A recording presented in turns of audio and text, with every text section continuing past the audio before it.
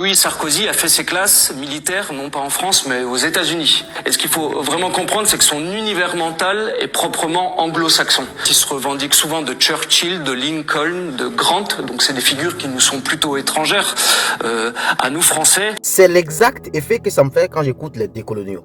Même le vocabulaire des décoloniaux ne me parle pas. Parce que quand on parle de haine des maisons, haine des champs, moi ça ne me parle pas parce que mes ancêtres n'ont jamais été esclavagisés en fait.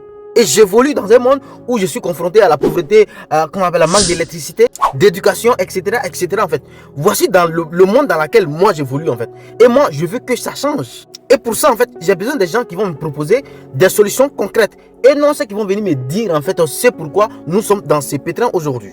Donc, quand je suis dans mon village et qu'il y a un manque d'eau potable, en fait, et qu'on essaie de me faire croire que non, le panafricanisme, les Noirs se sont réunis en Haïti pour combattre l'esclavage.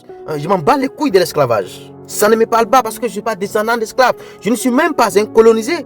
En fait, je suis tellement concentré sur le quotidien que subissent les Africains que je n'ai pas le temps de m'attarder en fait sur des histoires qui n'ont aucun rapport. Le panafricanisme, je dis, aucun rapport avec l'Afrique.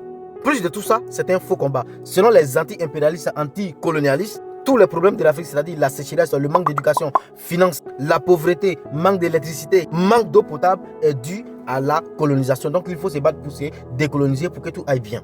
Mais selon ces mêmes anticolonialistes, en fait, les pays de l'Est sont totalement aujourd'hui indépendants.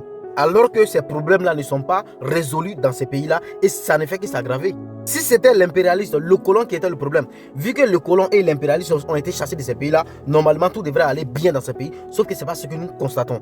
Donc le problème, ce n'est pas l'impérialiste, ce n'est pas le colonialiste, c'est des gens qui ont importé un combat en Afrique qui n'a aucun rapport avec l'Afrique.